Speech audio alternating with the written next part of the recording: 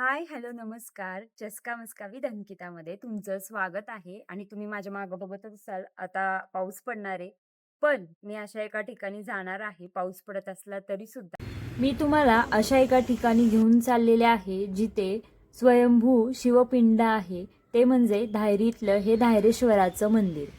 हे मंदिर पहाटे 4 ते रात्री 10 पर्यंत भाविकांसाठी उघडं असतं. मंदिराला 2 दरवाजे आहेत, त्यापैकी हा मुख्य दरवाजा जिथून मी आतमध्ये एंट्री घेतली. हे मंदिर सुमारे 350 वर्ष जुनं आहे. तर हे मंदिर शिवाला समर्पित आहे. इथे शिवपार्वतीची तुम्हाला स्वयंभू पिंड पाहायला मिळेल. मंदिराच्या समोरच आहे भला मोठा नंदी आणि 2 तुम्हाला दीपमाळ सुद्धा इथे पाहायला मिळते.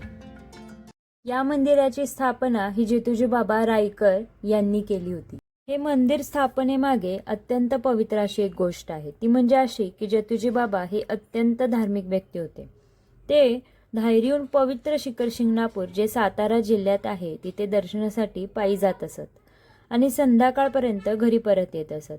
एके दिवशी संध्याकाळी परत येत असताना त्यांना अंधार पडला आणि ते खूप काळजीत पडले. अचानक भगवान शिव एका ऋषींच्या रूपात त्यांच्यासमोर प्रकट झाले आणि घाबरू नकोस व मागे न पाहता घरी चालत जा असे सांगून त्यांचे सांत्वन केले.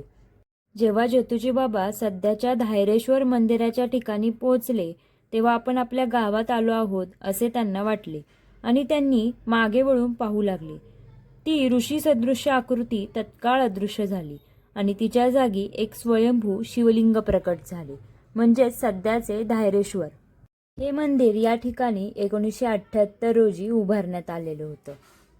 या मंदिराचा परिसर अत्यंत स्वच्छ आणि हिरवागार आहे. तर तुम्हाला इथे स्वामींचा मठ सुद्धा पाहायला मिळेल बरं का.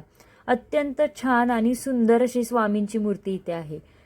मंदिराच्या आवारामध्ये नाही का एक अत्यंत इंटरेस्टिंग पार्ट म्हणजे हे कैलासपतीचं झाड.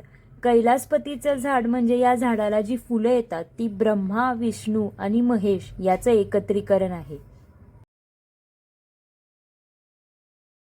फुल आहे त्याच्यामध्ये महादेवची पिंड आणि लिंग आणि हे कमळाचं फुल आहे. 100 रुपयाला हुंडी येते किंवा काही नागाची पडी आहे खाली आहे की नाही. महादेवची लिंग आहे का नाही बघ, याच्या खाली बघ महादेवची लिंग आणि पिंड आहे का नाही. देवाला ठेव निम्मा झाडापर्यंत निम्म्या झाडापर्यंत ही फळं तयार होतात. हा म्हणजे फक्त त्या बुंड्यालाच तयार होतं, पानांना नाही. चालेल. आवडते असं वाटतंय.